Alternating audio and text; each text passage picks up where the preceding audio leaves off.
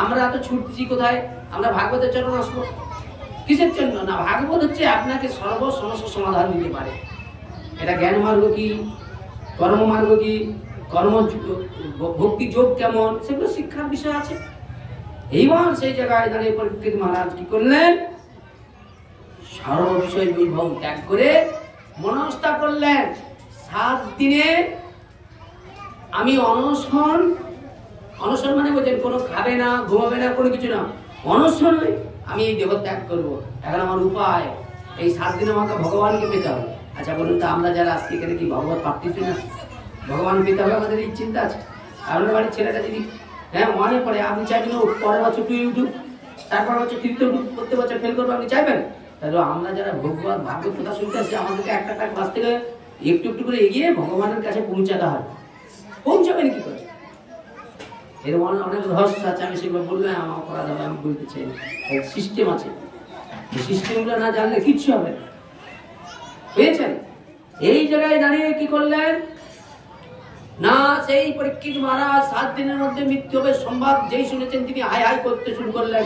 সাধু সন্তরা পরীক্ষিত মহারাজের কাছে কি করলেন? সবাই হাজির হয়ে গেলেন পরীক্ষিত মহারাজকে দর্শন করার জন্য। তার পরীক্ষিত মহারাজ সেই তাদেরকে বলছে, আমার তো 7 দিনের মধ্যে মৃত্যু হবে, আপনারা দয়া করে বলুন আমার করণীয় কি?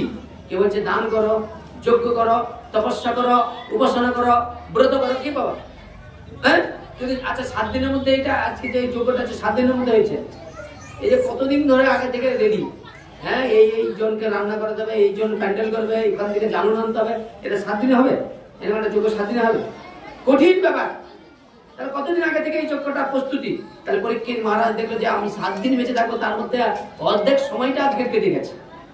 এখন যেটুকু সময় আছে আমি কি করে ভগবানকে পাবো? আমাকে ভগবানকে পেতেই হবে। বলে ভগবানকে পাওয়ার জন্য একটা জিনিস দরকার, আকুলতার ব্যাকুলতা। ভগবান কারো কিছু দেখে না, ভগবান কারো অন্তর দেখে, অন্তর কতটা আপনি ভগবানকে অন্তর দিয়ে ভালোবাসতে পেরেছেন। এই যে তিলক শিখা, এগুলো হচ্ছে কি না ভক্তি জগতের অঙ্গ। আমি তিলক শিখা করেও তো আপনাদের এখানে ভাগবত করে আপনাদেরকে জোর করে ঠকিয়েও তো পয়সা কামিয়ে নিয়ে যেতে পারে। কি বাবা এখানে বসে বলবো ন ধরম ন জনম ন সুন্দরী কবিতা মামা জগদীশ শিখামাই মোমা জন্মানি জন্মশ্রী ভক্তি ভক্তির হয় দিবি। হে ভগবান, ধন চাই না, ঐশ্বর্য চাই না, টাকা পয়সা চাই না, পাণ্ডিত্য চাই না, তখন তাহলে কি চাও? বলে তোমার চরণে আমি লিখিত প্রেম ভক্তি ছাড়া কিছু না।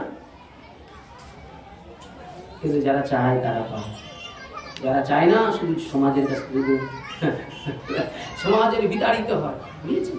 এটা নিয়ম। সেই জায়গায় দাঁড়িয়ে রাজা পরীক্ষিত কি করলেন না, তিনি ঋষিদের চরণে পড়ে গিয়ে তিনি কি করলেন জানতে চাইলেন। হেমত অবস্থায় আপন খুশিতে ঘুরতে ঘুরতে মহাপবিত্র তরুণ তপস্যা সুখদেব গঙ্গার তীরে আসন বিস্তার করেছে। যে সুখদেব দুগ্ধ দুয়াস সময়টুকু, ওই সময়টুকু কোথাও তিনি কাল নষ্ট করতেন না, সময় নষ্ট করতেন, দুগ্ধ দুয়ার সময় পর্যন্ত থাকতেন। কারণ পাশে যদি কারো মায়া পড়ে যায়, কথা বললেই বেশি সময় হবে, রিলেশনটা মানুষকে সর্বনাশ টেনে দেয়। তখনই তিনি কি করলেন, এই অবস্থায় পিতার কাছ থেকে, ব্যাসদেবের কাছ থেকে ভাগবত শিক্ষা গ্রহণ করেছে। এখন সেই ভাগবত কার কাছে প্রচার করবে না, ভগবান তার আগে শ্রোতা করেছে একবার রাজাকে, পরম ধার্মিক পরীক্ষিতকে শ্রোতার আসনে বসাইছে পরাশর নন্দন ব্যাস, ব্যাস নন্দন সুখদেব। ভাবুন, তিনি কে? পরম ধর্মজ্ঞ ব্রাহ্মণনিষ্ঠা সুখদেব। আর সুখদেব ভাগবত কথা কীর্তনের পূর্বে তিনি আপন খুশিতে ঘুরতে ঘুরতে তরুণ তপস্যা সুখদেব গঙ্গার তীরে এসেছে। সুখদেবকে দেখে রাজা যেন অকুলে কুল পেয়েছে। এখন সেই সুখদেবকে বলছে, আপনাকে দর্শন করলে মানুষের মহা মহা পাপ সঙ্গে সঙ্গে দূর হয়ে যায়। পাণ্ডবদের বন্ধু কৃষ্ণ বুঝি আপনাকে কৃপা করে আমার সম্মুখে পাঠিয়েছে।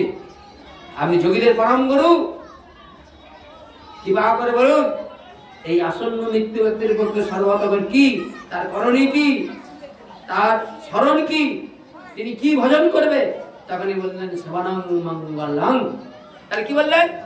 শ্রবণং মঙ্গলং। শুনতে বলছে একমাত্রই লম্বিতা ভক্তির মধ্যে সর্বশ্রেষ্ঠ হচ্ছে শ্রবণ। যদি কেউ প্রকৃত শ্রবণ করলে কালকে প্রকৃত বক্তা হতে পারবে। আমি আপনাদের মাইক বাবু সত্যি বলছি, আমি শ্রবণেরই লোক। আমাকে বক্তার আসনে আপনারা বসেছেন, আমি বক্তার লোক নয়, বুঝেছেন? তাহলে শ্রবণটা যদি আপনি পারফেক্ট করেন, বক্তা হতে পারবেন।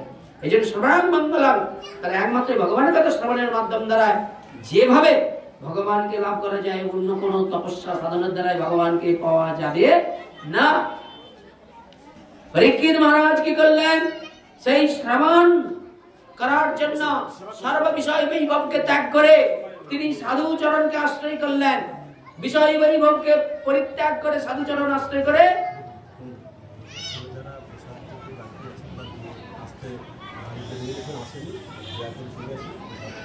ভক্তদের উদ্দেশ্যে বলছি, আমাদের এখানে প্রসাদ দেওয়ার ব্যবস্থা রয়েছে।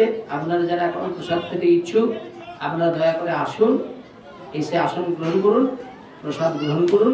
নিতাই গৌর প্রেমানন্দ। এখন সেই পরীক্ষিত মহারাজ কি করলেন? সুখদেবের কাছে তিনি কি করলেন? জানালেন যে আসন্ন মৃত্যু ব্যক্তির পক্ষে সর্বশ্রেষ্ঠ কর্তব্য কি, কার স্মরণ করবে, কার ভজন করবে, এই সব আমার জানা নাই। এবার আপনারা বলুন, পরীক্ষিত মহারাজ এইসব প্রশ্ন কাদের জন্য করেছে? আমাদের মতো জীবের জন্য, আমাদেরকে শিক্ষার জন্য। আমরাও তো প্রতি ক্ষণে ক্ষণে আমাদের দেহের মৃত্যু হয়ে যাচ্ছে। আমরাও ব্রহ্ম শাপগ্রস্ত, 7 দিনের মধ্যে আমাদেরও মৃত্যু হবে। তা আমরা ব্রহ্ম শাপগ্রস্ত, তাহলে আমাদের মূল গ্রন্থ হলো ভাগবত। কিন্তু আমরা মূল ভাগবত গ্রন্থকে আড়াল দিয়ে মানুষের কীর্তন, বিভিন্ন রকম এই যে জগতে এখন এই যে মহাত্ম গুলো হচ্ছে চারিদিকে, ভাগবত হচ্ছে, কীর্তন হচ্ছে, তারপর রামায়ণ গান হচ্ছে, বাউল গান হচ্ছে, তারপরে আবার ওখানেই আবার পসরা গান হচ্ছে, যাত্রা হচ্ছে। তাহলে বলুন, এটা মুখ্য বিষয় তাহলে ভাগবতের উপরে কিছু আছে? আর আপনারা বলুন ভাগবতের উপরে কিছু আছে? যে বড় বড় চৈতন্য মেলা হয়, ভাগবত হলো কে প্রতিবাদ করবে? কার এমন ছাতি আছে? 36 ছাতি আছে। সেবার পাঠক মনে মনে চিন্তা করে, যদি আমি এই কথা বলি, যদি চৈতন্য মেলা কমিটি না ডাকে, যেখানে ভাগবত হলো সেখানেই আবার ভাগবতের পরে কীর্তন হয়, কীর্তন পরে রামায়ণ গান, রামায়ণ গানে বাউল গান, বাউল গানের পরে যাত্রা, যাত্রার পরে এবার একবার পসরা গান ফেলে দে, এই করে নরকটা। আর তাদের শ্রোতাকার আছি আমরা, দুধ খাবো, মদ খাবো, নিতাই গভীর বলবো, বাহ ধর্ম হয়ে গেল, ধর্ম নেই। কি করবেন আপনি ধর্ম করে? কি হবে ভাগবত শুনে আপনার? আজকে আমি সত্যি কথা বলছি, আমি এত অল্প বয়স থেকে এত চেষ্টা করতেছি ধর্মকে নিয়ে, যারা দেখতেছি দুধেও আছে, মদেও আছে, তারা সবার কাছে সম্মান পাচ্ছে। আমরা দেখো যেদিন থেকে লাইনে আসি, কোনোদিন কোনো রকম ড্যান্স প্রোগ্রাম, ফাংশন, ওই সব জায়গায় কোনোদিন যাইনি, কোনো আমাদের কাছে কোনোদিন বাগধান খেতে হচ্ছে। আর যারা দেখো সবে আছে, তাদের সম্মান আছে। তাহলে বিয়ে বাড়িতে ডাকলেও যেতে পারবে, ভাগবতে ডাকলেও যেতে পারবে, ভাগবত প্রসাদেও যেতে পারবে। আসলে আমরা একবারে কাঠ হয়ে পড়ে আছি, লাতখানি ঘাটের কাঠ হচ্ছে, সর্বনাশ আমরা টেনে নিয়েছি নিজে। কিন্তু না, এত সর্বনাশের পরে, এত কষ্টের পরেও, এত নিন্দার পরে, এত ঝামেলার পরেও জীবন দিয়ে চেষ্টা করো, নিঃশ্বাস পর্যন্ত চেষ্টা করো যদি মানুষের একটু কোনো পরিবর্তন হয়। ব্যাসদেব চেষ্টা করেছিল কিসের জন্য? মানুষের প্রজন্মের কল্যাণের জন্য। আমরাও জীবন যাপন করার জন্য চেষ্টা করবো, হলো নাই, হলো না, কি করবো? চেষ্টা চালিয়ে যাবো। কারণ যেই দিন মহাপ্রভু নিত্যানন্দকে বলছে, যাও নিত্যানন্দ, জগতের কাছে এলাম, জগৎ জীবকে বললাম, কেউ তো এলো না, যাও জগৎ জীবের দ্বারে দ্বারে, জগৎ জীবের দ্বারে